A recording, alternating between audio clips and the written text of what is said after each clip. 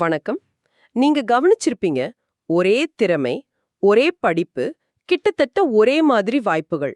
இப்படி வாழ்க்கைய தொடங்குற 2 பேர். ஆமா. ஆனா பாருங்க, ஒருத்தர் அபாரமான உயரத்துக்கு போறார், மற்றவர் ஏனோ பின்தங்கிடுறார். இது நிறைய பேர் யோசிக்கிற விஷயம். இந்த புத்தகம் என்ன சொல்லுதுன்னா, இதுக்கு காரணம் அதிர்ஷ்டமோ சூழ்நிலையோ இல்லையா. சரி. அப்போ அந்த கண்ணுக்கு தெரியாத சக்தி எது? அதுதான் பயிற்சி பெற்ற, குறிக்கோளோட வழிநடத்தப்பட்ட வெல்ல முடியாத மன உறுதி. ஆமா. அதாவது இந்த புத்தகம் அதைத்தான் மையமா வைக்குது. இன்னைக்கு நாம இந்த புத்தகத்தோட உதவியோட இந்த மன உறுதிய எப்படி நம்ம கிட்ட உருவாக்குறது, எப்படி பலப்படுத்துறதுன்னு கொஞ்சம் ஆழமா பார்க்கலாம். நிச்சயமா. மன உறுதிங்கிறது பாத்தீங்கன்னா ஏதோ பல்ல கிடிச்சுக்கிட்டு கஷ்டப்படுறது மட்டும் இல்ல. ஓ. அது உங்க மன உலகத்தோட ஒரு அமைதியான ஆனா ரொம்ப சக்தி வாய்ந்த ஒரு இயக்குனர் மாதிரி. இயக்குனர். சரி. உங்க ஆசைகளை நிஜமாக்க உங்க கற்பனை, பகுத்தறிவு, உணர்ச்சிகள், ஏன் உங்க உடல் ஆற்றலை கூட அது ஒருங்கிணைச்சு வழிநடத்தும். அப்போ இது வெறும் தத்துவம் இல்லையா? இல்லவே இல்ல. இது மனதின் அறிவியல்.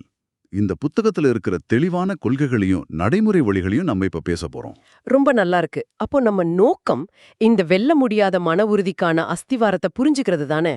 அதாவது ஆசை, நம்பிக்கை, குறிக்கோள் தெளிவு. ஆமா, முதல்ல அங்கிருந்து தான் ஆரம்பிக்கணும். ஒரு பெரிய பில்டிங் கட்டுறதுக்கு முன்னாடி நல்ல ஆழமான உறுதியான அஸ்திவாரம் வேணும் இல்லையா?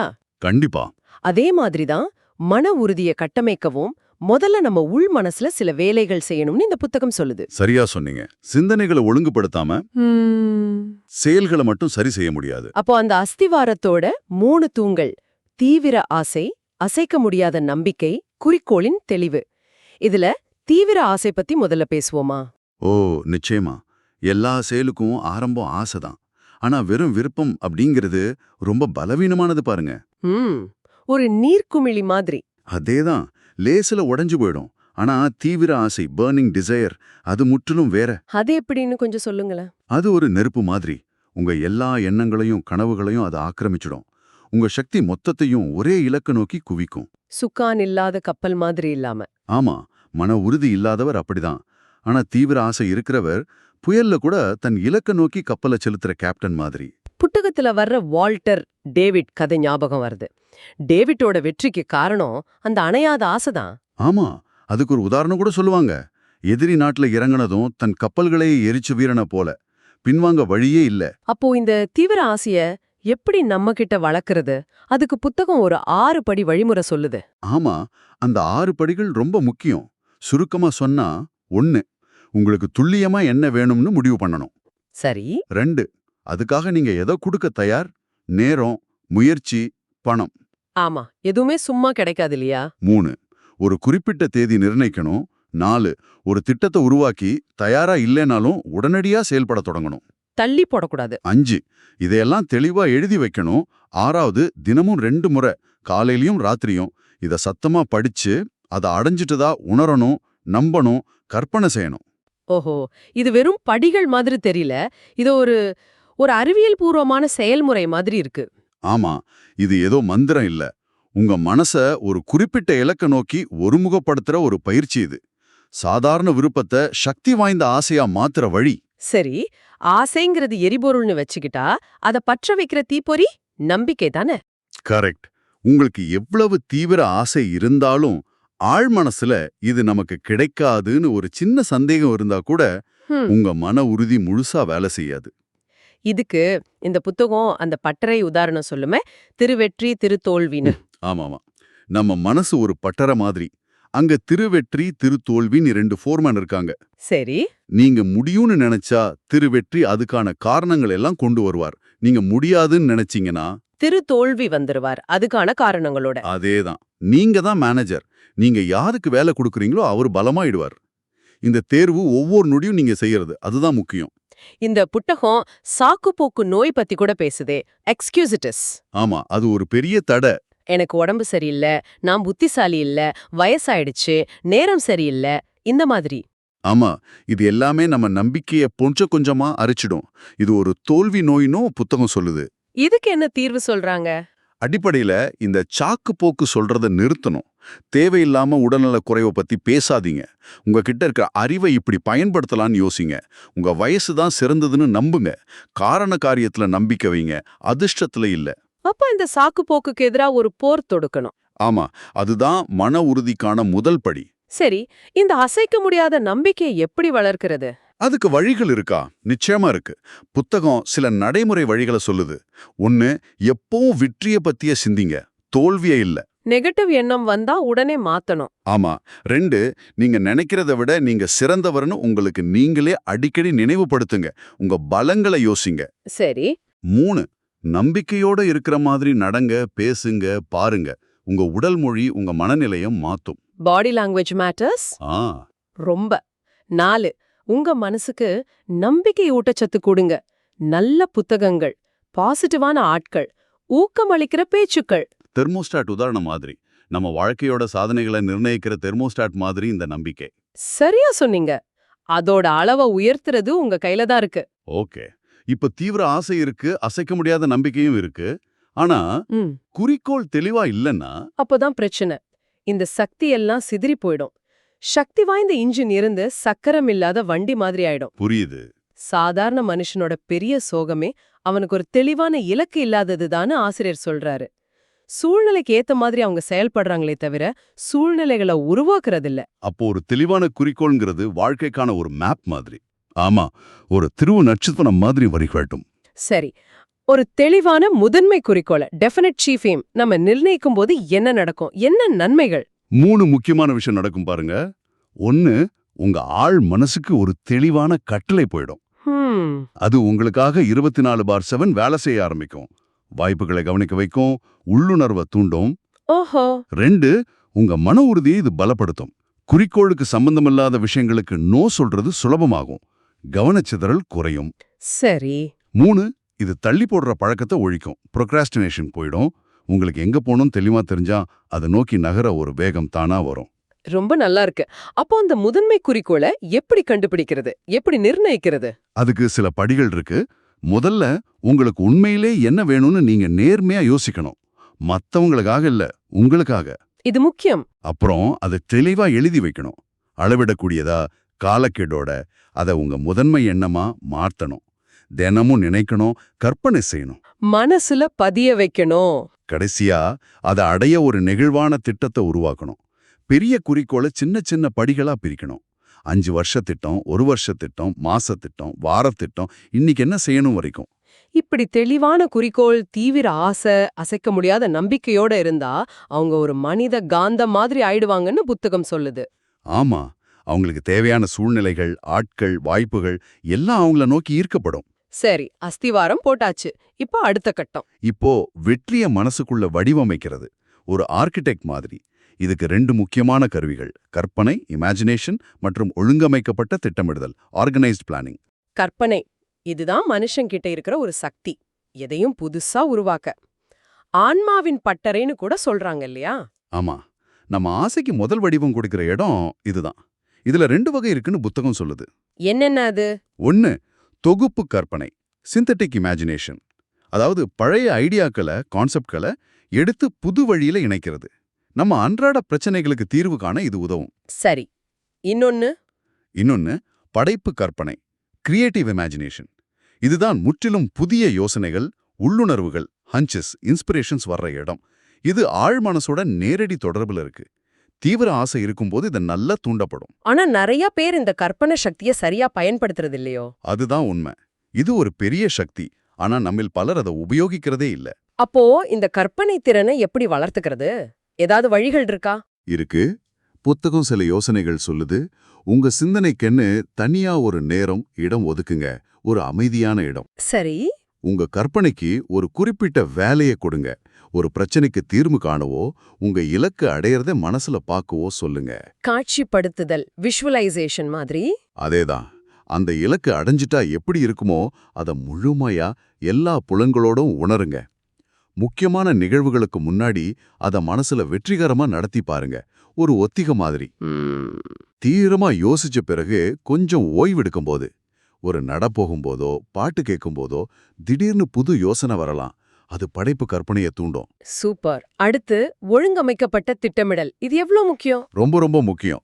கற்பனையில நீங்க ஒரு வரைபடம் போடுறீங்கன்னா அதை நிஜமாக்குற பாலம் தான் இந்த ஒழுங்கமைக்கப்பட்ட திட்டமிடல். நிறைய பேர் இங்க தான் தோத்து போறாங்க. கனவு காண்பாங்க, ஆனா திட்டம் போட மாட்டாங்க. ஆமா, திட்டம் இல்லாம ஆசைப்படுறது வெறும் பகல் கனவுன்னு ஆசிரியர் சொல்றார். இன்ஜினை வேகமா ஓட்டிட்டு ஸ்டியரிங்க பிடிக்காம இருக்கிற மாதிரி. சரிதான். அப்போ ஒரு நல்ல திட்டத்துக்கு என்னென்ன அம்சங்கள் இருக்கணும்னு இந்த புத்தகம் சொல்லுது? முக்கியமா திட்டம் எழுத்துல இருக்கணும். அப்போதான் அதுல இருக்கிற தெளிவும் குறைகளும் தெரியும். ஆமா, மனசுல இருக்கிறது வேற, எழுதுறது வேற. அது ஒரு கூட்டு முயற்சியா இருந்தா நல்லது. உங்க பலவீனங்களை மத்தவங்களோட பலத்தால நிரப்பலாம். அறிவுள்ளவங்கள ஆலோசனை கிடைக்கும். இதுதான் மாஸ்டர் மைண்ட் தத்துவத்தோட விதை. ஓ, மாஸ்டர் மைண்ட பத்தி அப்புறம் பேசுவோம். திட்டம் விரிவாவும் தொடர்ச்சியாவும் இருக்கணும்.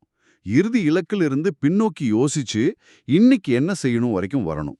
சரி. அதே சமயம் நெகிழ்வானதாவும் இருக்கணும். ஏன்னா முதல் திட்டம் சரியா வராம போகலாம். தோல்விகள் புது தகவல்களுக்கு ஏத்த மாதிரி மாத்தி அமைக்க தயாரா இருக்கணும். இது முக்கியம். ரிஜிடா இருக்கக்கூடாது. கடைசியா உடனடியா செய்யக்கூடிய முதல் படி அதுல இருக்கணும். தள்ளி போடக்கூடாது. ஒரு தளபதி போருக்கு திட்டமிடுற மாதிரி நம்ம வாழ்க்கைக்கு திட்டமிடணும். அருமை. இப்போ அஸ்திவாரம் போட்டாச்சு, வரைபடம் வரைஞ்சாச்சு. இப்போ அந்த மன உறுதியை எப்படி எஃகு மாதிரி உறுதியாக்குறது? அதுக்கு தினசரி பயிற்சி தேவை. மன உறுதிங்கிறது ஒரு பரிசு இல்ல. அது நாம கஷ்டப்பட்டு ஜெயிக்க வேண்டிய ஒரு வெற்றி. இதுக்கு சில முக்கியமான கருவிகள் இருக்கு. தன்னியக்க பரிந்துரை, ஆட்டோ சஜஷன், சுய கட்டுப்பாடு, செல்ஃப் கண்ட்ரோல், முடிவு செய்தல், டெசிஷன், அப்புறம் விடாமுயற்சி. முதல்ல தன்னியக்க பரிந்துரை, ஆட்டோ சஜஷன். இது எப்படி வேலை செய்யுதுன்னு கொஞ்சம் சொல்லுங்களேன். நம்ம மனசுல 2 பகுதி இருக்குன்னு பார்த்தோம் இல்லையா? உணர்வு மனம் கான்ஷியஸ் கேப்டன் மாதிரி, ஆழ்மனம் என்ஜின் ரூம் மாதிரி. ஆமா. ஆழ்மனம் ரொம்ப சக்தி வாய்ந்தது. ஆனா அது கேள்வி கேட்காது. நீங்க எதை திரும்ப திரும்ப உணர்ச்சியோட சொல்றீங்களோ அது அப்படியே உண்மைன்னு ஏத்துக்கும். ஓஹோ. தன்னியக்க பரிந்துரைங்கிறது இந்த 2 மனசுக்கும் நடுவுல இருக்கிற கண்ட்ரோல் பேனல் மாதிரி.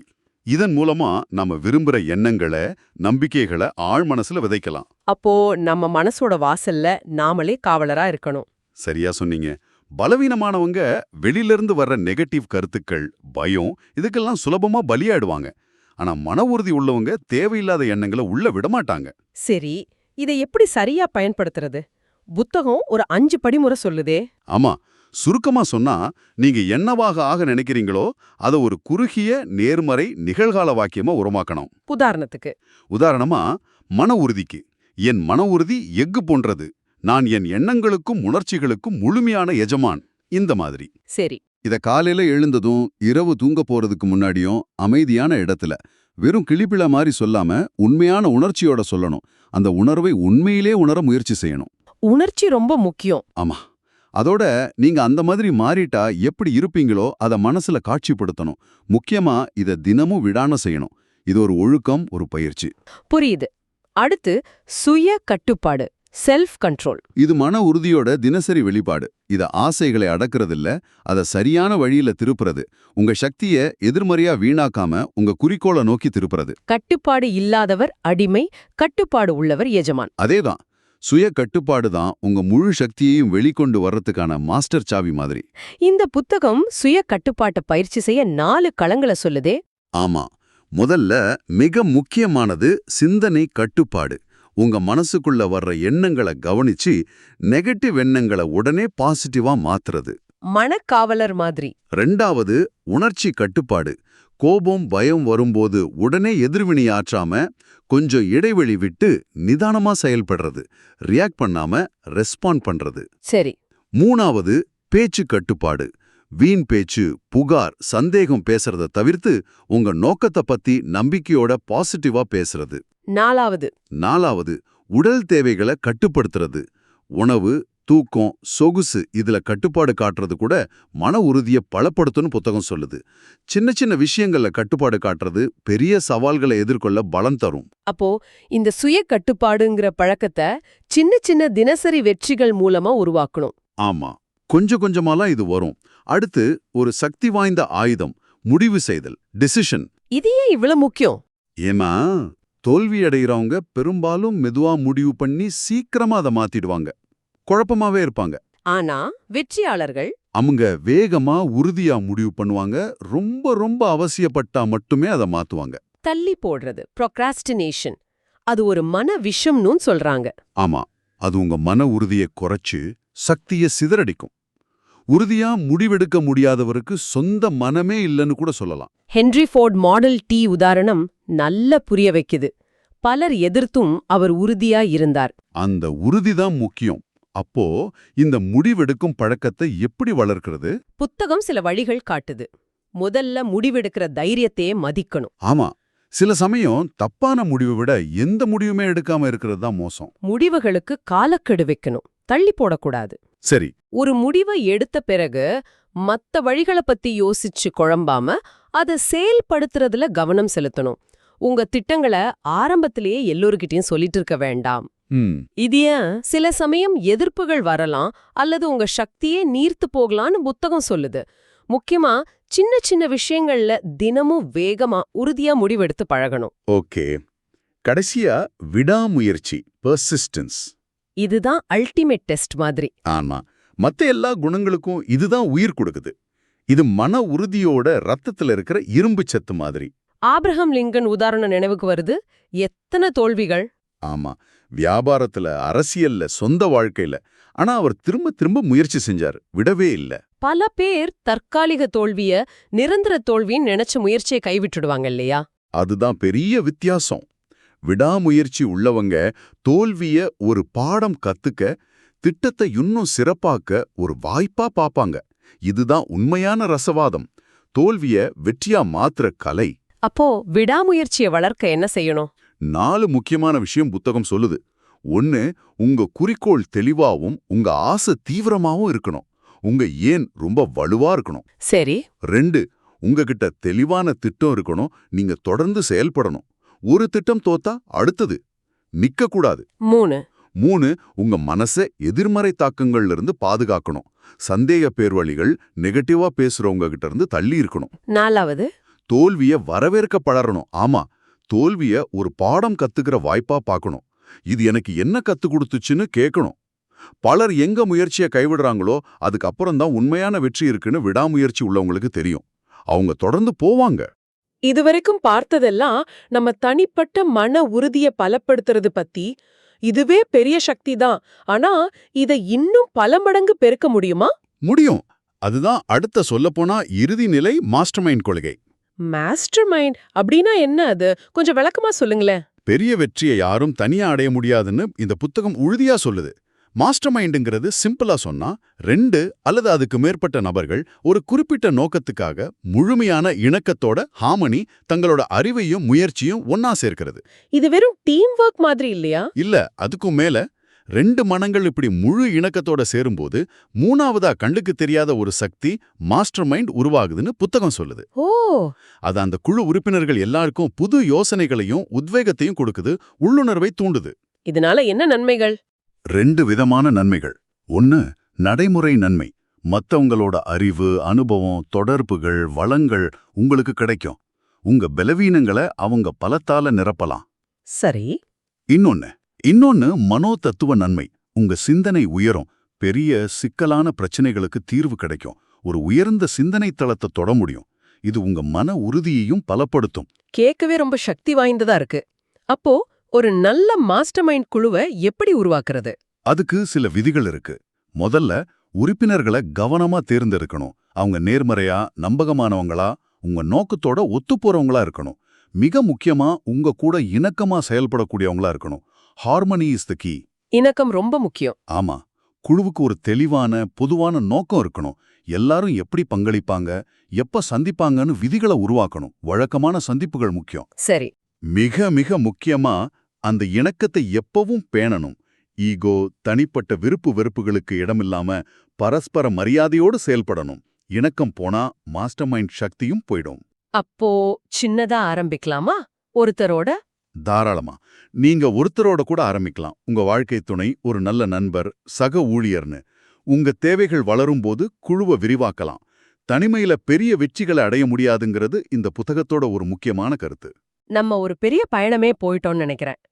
தீவிர ஆசையில ஆரம்பிச்சு நம்பிக்கை, குறிக்கோள், கற்பனை, திட்டமிடல், தன்னியக்க பரிந்துரை, சுய கட்டுப்பாடு, முடிவு செய்தல், விடாமுயற்சி, கடைசியா மாஸ்டர் மைண்ட் வரைக்கும். ஆமா, மன உறுதிங்கிறது வெறும் முரட்டுத்தனம் இல்ல.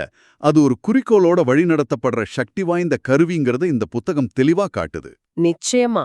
இந்த புத்தகத்தோட மையச் செய்தி இதுதான் நினைக்கிறேன். நாம இது எல்லாம் தெரிஞ்சுக்கிறது மட்டும் பத்தாது இல்லையா? ஆமா, செயல்பாடு தான் முக்கியம்.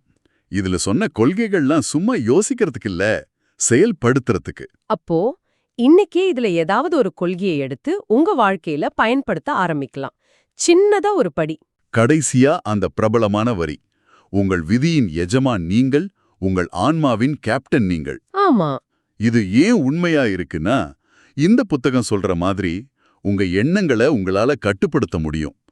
பயிற்சி பெற்ற மன உறுதியால வழிநடத்தப்படுற உங்க எண்ணங்கள் தான் உங்க வாழ்க்கையோட முழு பாதையையும் தீர்மானிக்குது. இவ்ளோ சக்தி வாய்ந்த யோசனைகள் இருக்கு. இத முழுமையா உள்வாங்கிக்க நேரம் கிடைக்கும்போது இந்த உரையாடலை மீண்டும் ஒரு முறை கேட்க உங்களை நாங்க ஊக்குவிக்கிறோம். ஆமாம், இந்த புத்தகம் மன உறுதியை வளர்க்க நிறைய கருவிகளை கொடுத்திருக்கு. ஆனா ஒரு முக்கியமான கேள்வி இதுதான், இந்த கருவிகள்ல எந்த கருவிய நீங்க முதல்ல கையில எடுக்க போறீங்க? உங்க வாழ்க்கையோட எந்த பகுதிய இந்த கருவியை கொண்டு நீங்க முதல்ல செதுக்க போறீங்க? இத பத்தி கொஞ்சம் சிந்திச்சு பாருங்க.